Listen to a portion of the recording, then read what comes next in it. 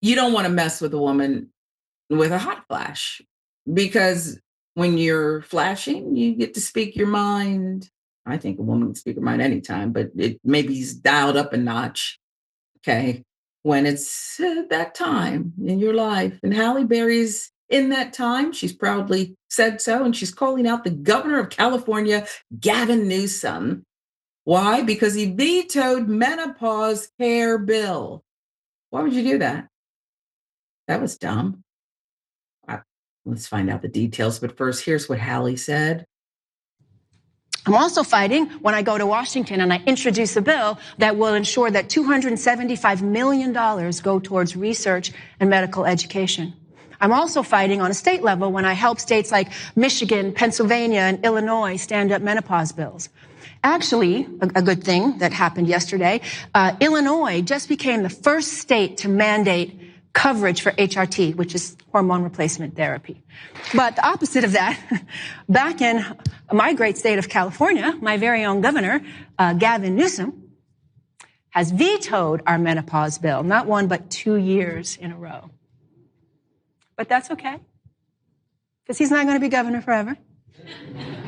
And with the way he's overlooked women, half the population, by devaluing us in midlife, he probably should not be our next president either. Just saying.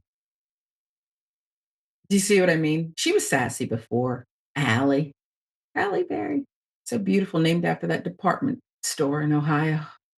And now she's just, there's no filter, okay? He shouldn't be president. Listen, this was such an easy one. Well, I'm going to give you the details. Maybe there's good reason, but this is not a good look. There's a commercial. Put it on loop. Loop it. During an appearance at the New York Times Dealbook Summit this week, Halle Berry criticized the California governor.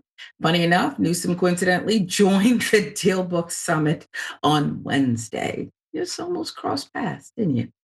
Berry's referring to the Menopause Care Equity Act, a bill she backed and campaigned for to get signed into law.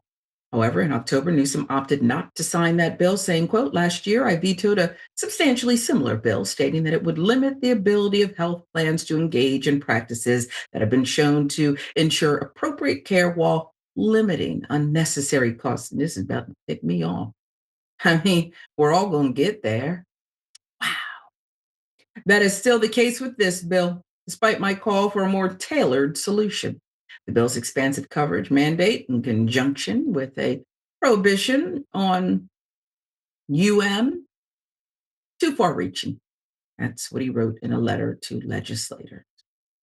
Spokesperson for Newsom responded to Berry's comments, explaining the specific bill had been rejected because it would increase healthcare costs.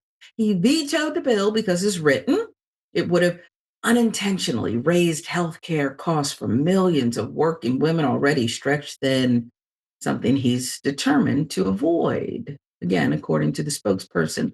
Now, prior to that veto back in September, Halle Berry had given Newsom the benefit of the doubt. Listen. I just got word that Governor Newsom's office is right now pushing back on a part of our menopause bill that is crucial. It's the part that says that insurance companies must pay for a woman's HRT. I mean, that is the most important part. That's a huge part of what this bill is all about, because not every woman can afford it. It's not exactly cheap, but we exactly deserve it. So please, everybody, please, if you know someone in California, if you live in California, please sign this letter to our governor. I believe he wants to do the right thing, but he needs a push from all of us so that he knows he's doing the right thing. I mean, I can tell you this, men have that little blue pill covered by insurance, okay? And hey, I'm glad they do. Men need to keep their penises up. I get it. I'm in support of that. And I beg you all to be in support of women also living their best lives in their second act too. Tell us how you really feel, Halle. Don't stop now. I think she's great. She's great. However, the actress described the veto as a failure of Governor Newsom's commitment to women. That neglect has real consequences. We can and must take practical, achievable steps to close this gap, and policymakers like Governor Newsom need to step up, she added in a Time magazine column. Berry would point out how menopause affected her. Listen. When sex, sorry guys, gonna say it. When sex started to feel like I had razor blades inside my vagina, a very common symptom of menopause, and it was misdiagnosed as herpes because my doctor didn't know what was happening. That was the moment that everything snapped into focus for me. Because if I and my doctors had such little information and had no answers at all about what was happening to my body, I was sure that there were other women out there wandering through the same darkness without a roadmap. I mean, let me ask you this honestly. Can you imagine if men had a medical condition that disrupted their sleep, brain function, and sex life? We'd be calling that a health crisis on par with COVID, and the whole world would shut down until they figured that out. And you know it's right. You know it's right. You know, you guys got that blue pill when you needed it real quick. I was just thinking, I wonder what the percentages are. There's a few men in the room, but there might be less the next time she speaks. But hey, listen, we'll get to whether she shared too much or just right. When women are struggling silently through perimenopause and menopause, trying to hold their families, careers, relationships, communities together, it doesn't just affect women, it affects every household. She continued, as reported by Variety. It affects the workplace, it affects the economy. 1 in 6 women leave the workplace due to their menopausal symptoms. So it affects everybody. So, Elliot, TMI by Halle Berry or just right to share it all?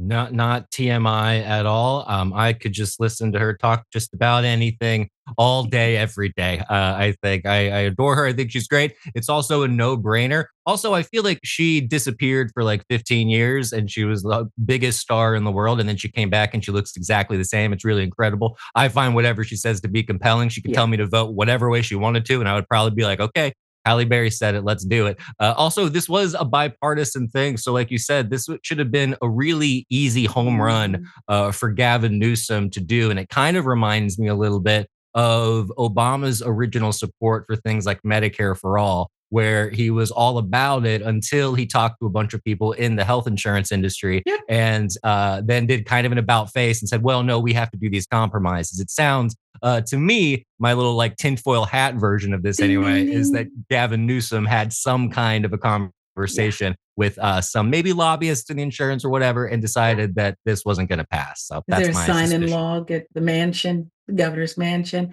I think you're right. And before we move on, I'll ask you this.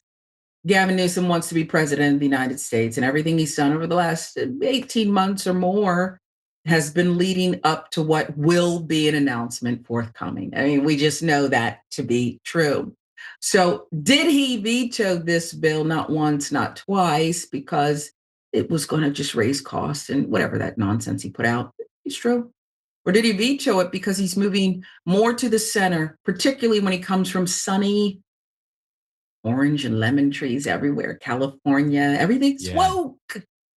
Yeah, maybe he is trying to make himself look as moderate as possible for his upcoming presidential election. But, you know, Democrats love to lose presidential elections. So I think that's just kind of par for the course. And I hope he's not president. I'm with Halle Berry on that one. But yeah, I can see this being a kind of cynical move just because he wants to appeal to as many people as possible, even though I don't think the American people are ever going to buy him as president because he does look like he fell out of like an Abercrombie and Fitch catalog.